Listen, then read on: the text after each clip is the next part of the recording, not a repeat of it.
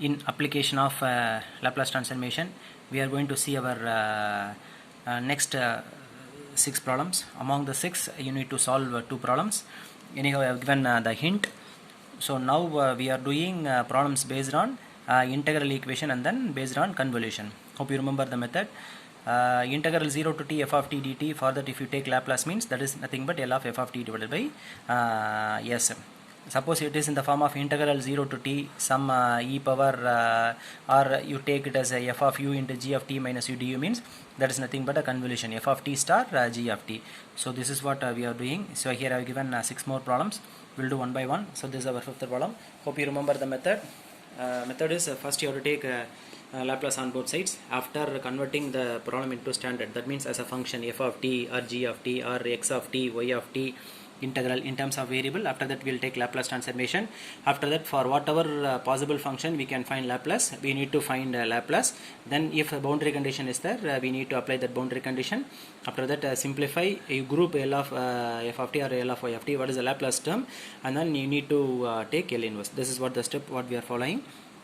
So f of t is equal to cos t plus integral 0 to t e power minus u f of t minus u du. So now this is given in terms of convolution. So this is given in terms of function directly. So we need to take Laplace. So L of f of t is equal to L of cos t plus Laplace of integral 0 to t e power minus u f of t minus u du. What is the Laplace of f of t? Laplace of f of t. What is Laplace of cos t? S divided by s square plus 1. So here we need to find Laplace of this. This is nothing but the convolution. So if you find the convolution, what will come? First one will be converted to t, so e power minus t. Second will be converted to just a function, removing that u. That means what will come? F of t. So that means this is nothing but e power minus t star f of t. So e power minus t star f of t. That is what I have given here in both form. If you consider this as f of t, this as g of t, or this is g of t, this is f of t. Here I have given. So we got L of f of t is equal to s divided by s square plus 1 plus Laplace of e power minus t star f of t.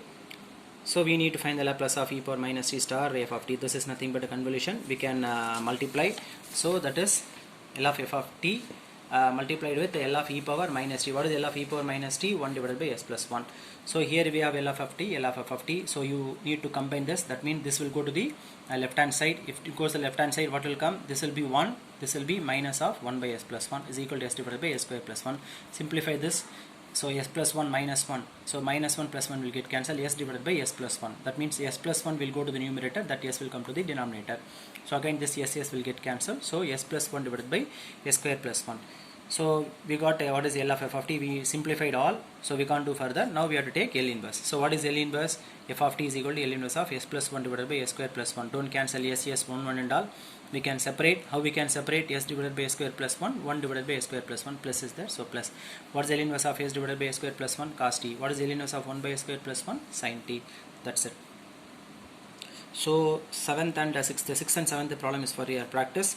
6th problem 0 to t x of t dt. It's a simple integral function. L of x of t divided by t will come. This is given terms of x of t. So that means you will get solution in terms of x. 6th problem is on convolution. So you will get sin t y of t. Okay, first you need to convert that function u into t. That means sin t. Second one is function of t itself. So y of t will come. So this is what I have given as a hint. So we can do 6th and 7th problem. So now we are going to see our 8th problem in the next video.